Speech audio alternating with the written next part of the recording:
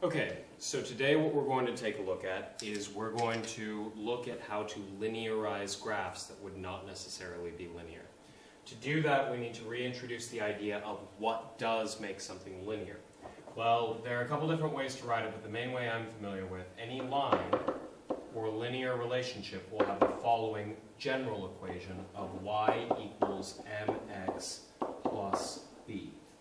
Now, for our purposes, we're going to look primarily at graph examples today in which b is going to be 0. So let's talk about what each of these are.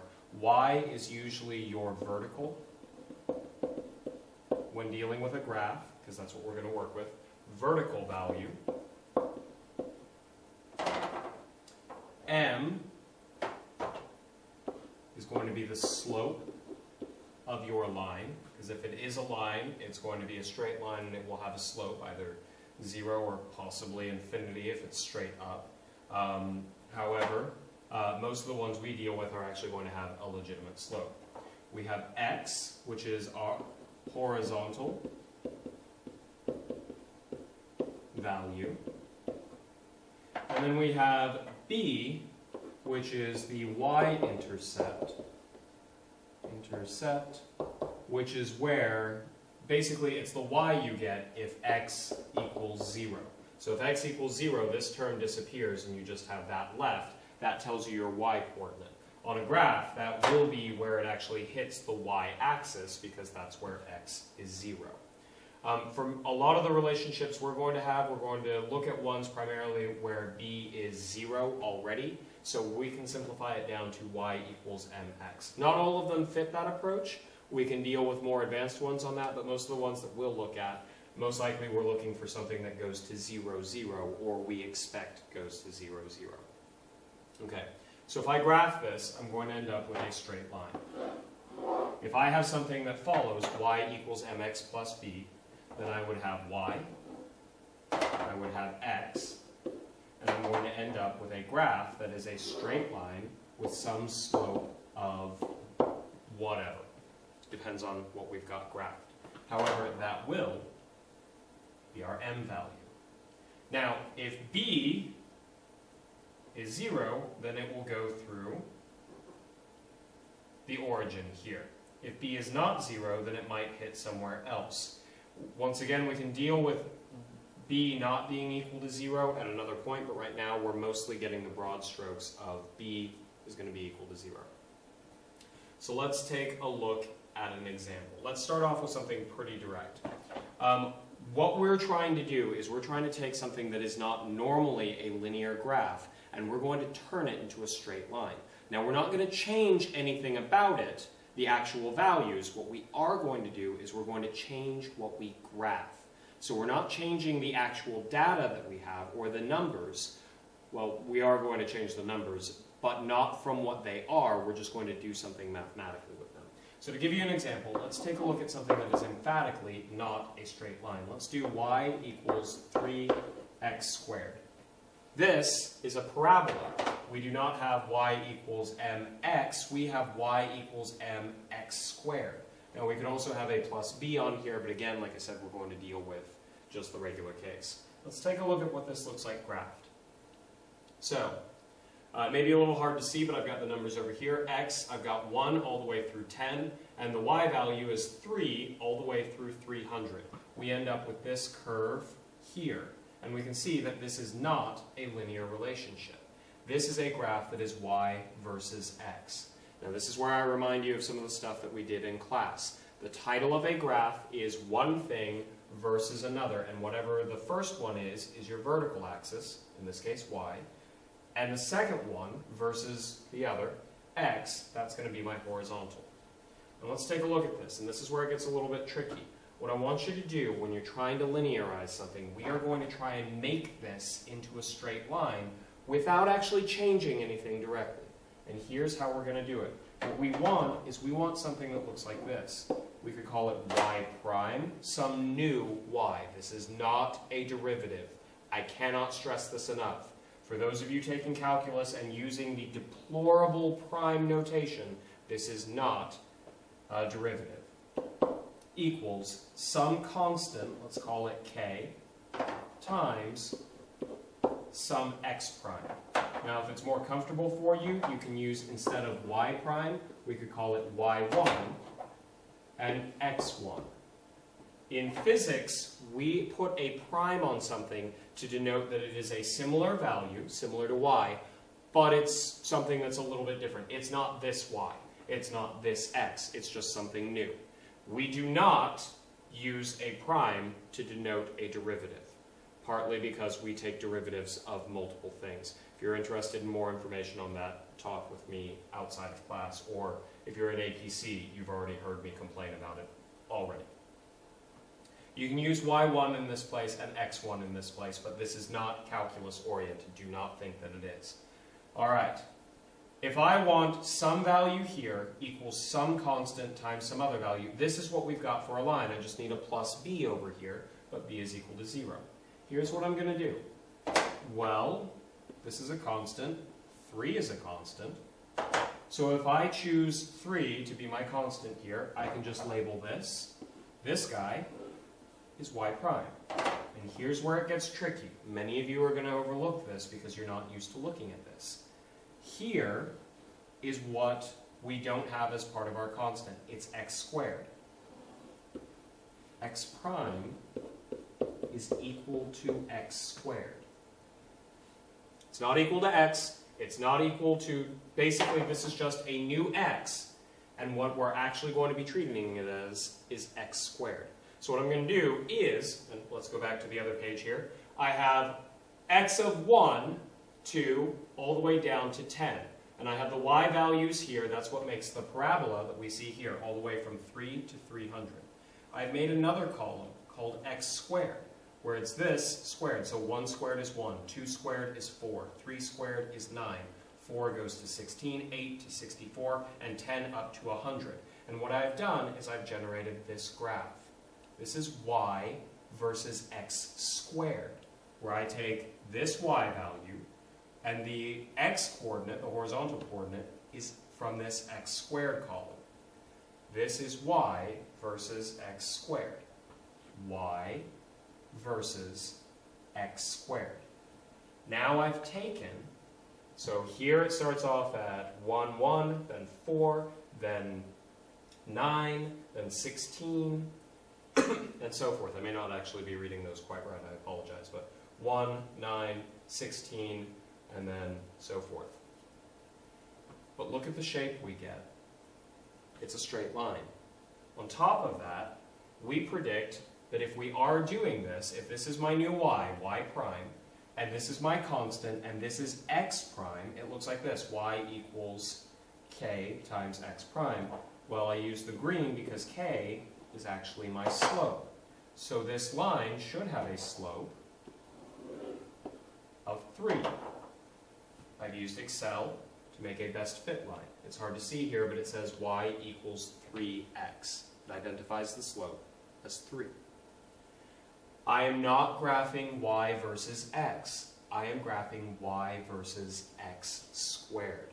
So all of those original x values, I take them and I square them, and they are my new x. They are my new x prime. So I do y and x prime.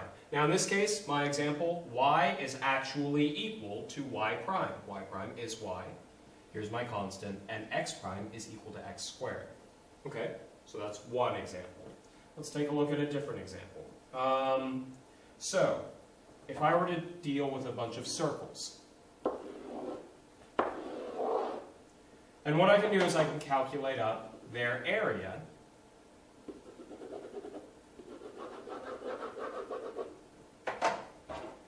and I'm going to take a measurement of their radius, r. Let's call this guy R3, this guy R2, this guy R1, because they're all different radii. Okay, I have different areas. Now, if I were to set up an equation that looks like this, area, well, how's that related to radius? Well, it would be pi times the radius squared. If I were to graph area versus radius, so area versus radius, I would not end up with a straight line. In fact, many of you are already thinking, just call this y and that x, and we basically have the last thing we looked at. And with good cause. Here's the circle. Here's the area versus radius. We end up with, once again, a parabola.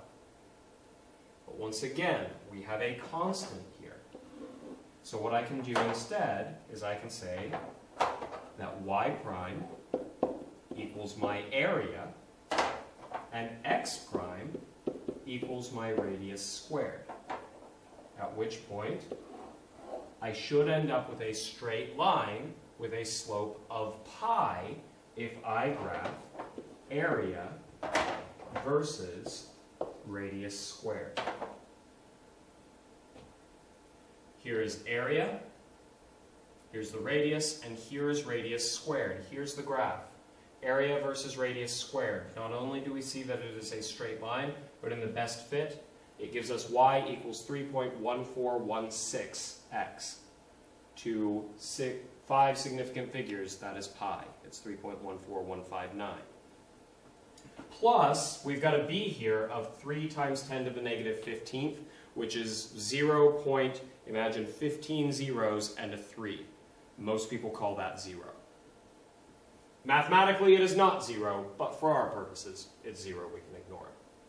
All right, compared to the other numbers that we've got. Okay, let's take a look at a more advanced one. This is one that we've not studied yet, but it's one that gets noticeably more complicated. There existed an astronomer quite a while ago. His name was Johann Kepler, and he came up with a bunch of rules that described how planets moved in the night sky. Now, it turns out it actually applies to pretty much everything, everywhere, but the main thing that he had measurements of were planets. He came up with the following. He found in his famous third rule of planetary motion, he found that if he took the period squared over the semi-major axis cubed of every planet, well, one planet, so the period over its axis, it would consistently come up with a constant, and it would always be the same constant for the planets, at least in our solar system. Now, a bit of background on this. The period, that's how long it takes to go around, say, the sun. So basically, the year for each planet. If you take that and square it, and then divide it by the axis here, is a way of describing how far the planet is from the sun. So if you had the time for a year squared divided by its distance from the sun cubed, all of the planets in our solar system came up to the exact same number, which was weird. He didn't know why this was the case. He just found mathematically that it was a thing. Sometime later, Isaac Newton came along and explained this. It's one of the things that we will look into when we get to orbital mechanics. For the time being, what I can do is I can multiply both sides by a cubed. This is some constant. We could call it k. I end up with the following. T squared equals some constant k times a cubed. Now, if I were to graph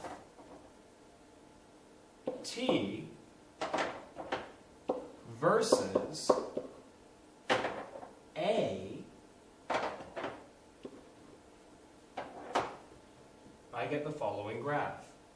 It is not linear because one is squared and one is cubed. We end up with another curved line. It might look a bit like a parabola, though it doesn't actually have a parabolic shape. What we're going to do instead, here's what we want. We want something that looks like this. We want a y prime equals some constant times an x prime. Now what we're going to do, here's a constant. So what I want to graph to make a straight line should be period squared versus semi-major axis cubed. So what I'm going to do, I have a table of data here. Here's Mercury. This is the orbital period. It takes about a quarter of a year to orbit the sun once. So it has about 4 years when Earth has 1. It has a distance from the sun of about 0.4 the distance between the Earth and the sun. So it's a little less than half. Venus is about 2/3 of the way from the sun to Earth. And then its orbital period, it takes about 0.6 years to complete one orbit. Earth is actually 1 and 1. These are the definitions for those units. It doesn't actually matter what units you use. But I've got the period and the axis here, and over here I have the period squared and the axis cubed. Here's the graph we get. Let me add a trend line to it. Trend line, linear, we can do display equation on chart. But as you can see, we do end up with a nice straight line for all of our data. Now, this isn't changing the actual measurements that we have. This is using the actual values. We're not changing our values, we're just making them look a little bit different. We've got a slightly different number, but it is still based on our data here. Doing this allows you to generate a straight line, which makes it much easier to get information across. People can get a much better idea of sloped lines than they can of various curves. Sloped lines are a great way of doing this. Let's do one final one. This is another kind of advanced one. I want you to imagine that I have a vector that is 5 meters long.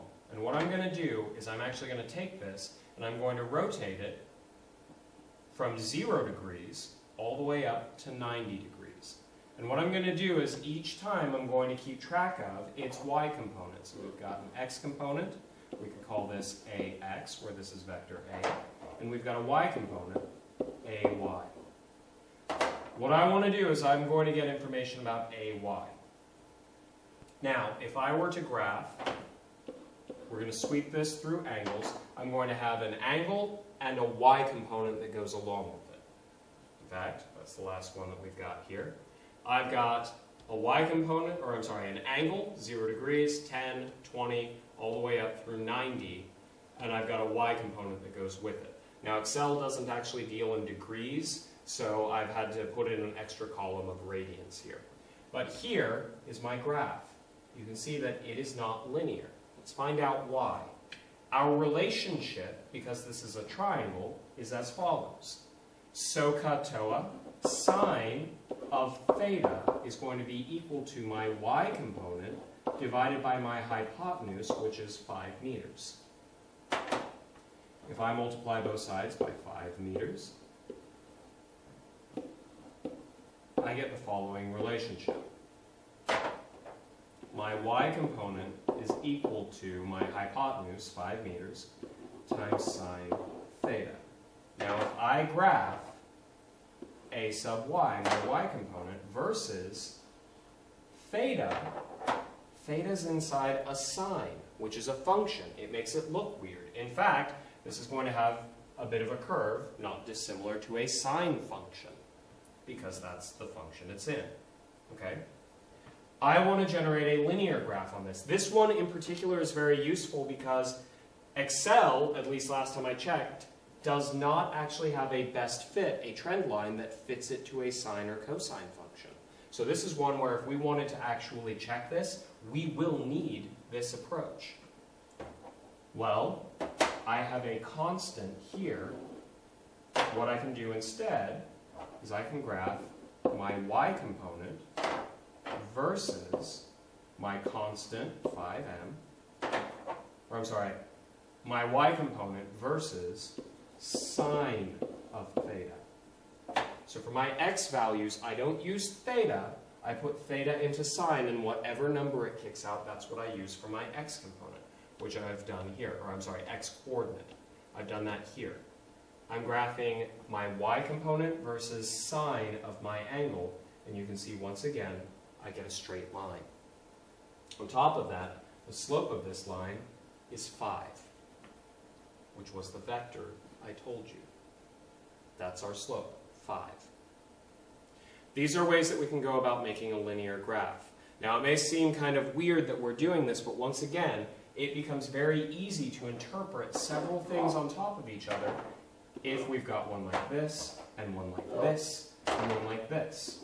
If this were a, for instance, position versus time graph, and we have a green car, a blue car, and a red car, I can ask you, without putting any numbers in whatsoever, which car is the fastest in the time period that we are dealing with, and you know it's the green car. This is where linear graphs are useful. There are a lot of other places where we end up using them. The final reason that we get you set for that is because you can actually draw, like we've done in lab a couple of times, your data out, and if it's linear, you can put in a best fit line and actually do full analysis on it right there. That's one of the other things that we're getting you set for. But this is how you go about linearizing data. The key to this is you want to find a relationship. So the one that we worked on in class was the following. Delta x equals v naught times time plus 1/2 at squared. We were trying to find the acceleration, and we knew that the thing started from 0, a velocity of 0. That simplified our relationship to delta x equals 1/2 at squared. Now there are actually several ways to go about this. When I ask what will make a linear graph, well, if the acceleration is constant, this whole thing is a constant. What I can graph then is delta x, my displacement, versus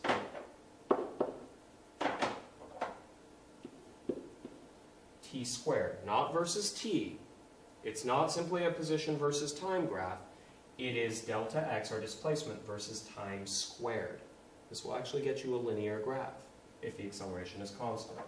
And if the acceleration is constant, and you've got a linear graph, your slope, this is your slope, will be equal to not the acceleration. We can see here from our relationship, it will be equal to 1/2 our acceleration. Not to make things more complicated, but you could also, if you wanted to have the slope be just the acceleration, you can do this.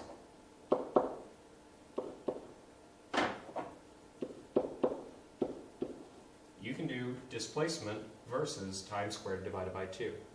In this case, your new slope here will be equal to your acceleration.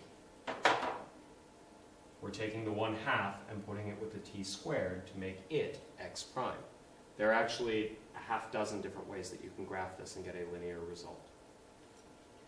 The key to doing this is to keep in mind what a line looks like, y equals mx plus b. M is a constant, and then you've got your coordinates here. So set up, find the relationship. Now the relationship might be an equation that's given to you. It might be something that you know about the object, for instance, these circles. It might be something that's more of a fundamental law of the universe, one of the things that we study. And it might be something where it's trigonometric. There are all sorts of relationships. What you need to do is you need to find one that applies to what you're looking for, and then break it down into your vertical coordinate, a constant, and your horizontal coordinate. That will get you straight lines. And we can do a lot with those straight lines. They sum up a lot of information.